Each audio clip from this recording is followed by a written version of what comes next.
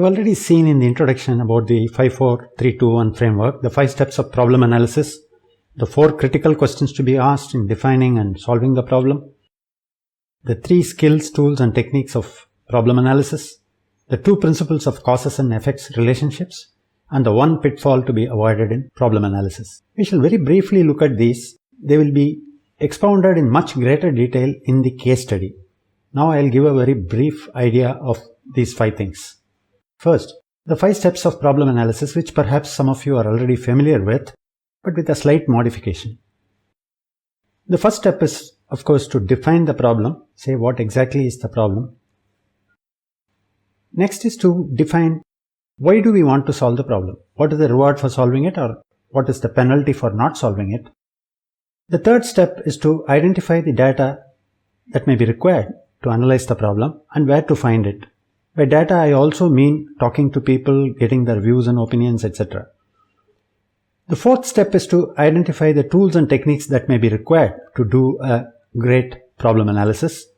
And the last, 5th step is to analyze and diagnose the problem. Of course, after diagnosing or analyzing the problem, you have the task of course, solving the problem and putting it into action. But in problem analysis itself, these 5 steps are involved.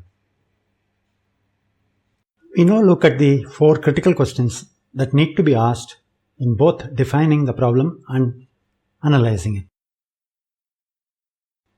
The first critical question is what the problem is and what it is not. We should neither exaggerate the problem nor underestimate it, but state the correct dimensions of the problem. That's the first step. Define the problem properly. If the problem is not well defined, a solution that we may suggest may be not for this problem but for some other problem. The second critical question is to define exactly what are the effects and what is the impact. How is it affecting? What is the exact extent of damage caused? The third critical question is on the origin and presence of the problem, meaning where and when did the problem start? Is it still persisting? Where and when?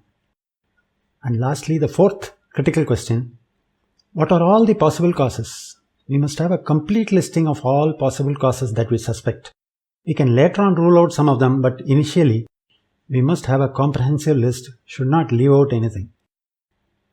The 3 skills, tools and techniques is what we will look at now. The first one is the data drill down. We already saw how a problem usually is at a macro level and we need to break it down and go down deep to the micro level of data where the problem is really hidden. The causes and effects will be hidden there.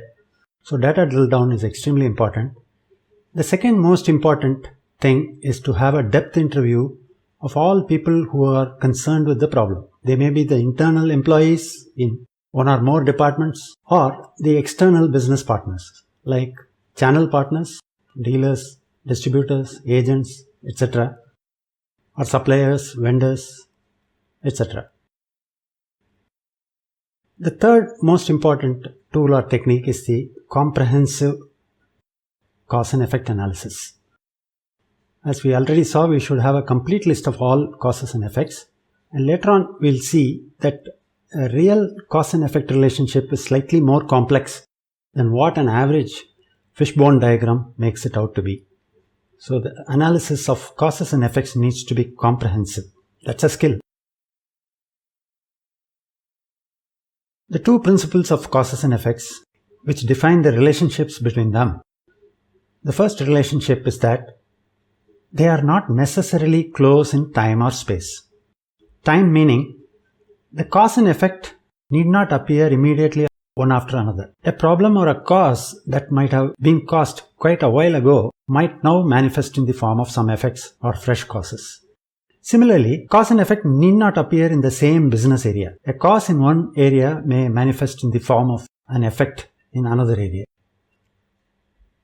The second principle of relationship between causes and effects is that they are not linear. There is a feedback loop effect, meaning one cause may actually cause some fresh causes, or an effect which gives rise to a solution may actually give rise to fresh causes. So there is a feedback loop between causes and effects. It's not a linear relationship. This must be borne in mind. And lastly, we must avoid the one pitfall of problem analysis, namely cognitive bias. What is this cognitive bias? Why does it arise? Our thinking pattern is blocked by what we can loosely call as mental cobwebs, which do not allow us to be very open-minded.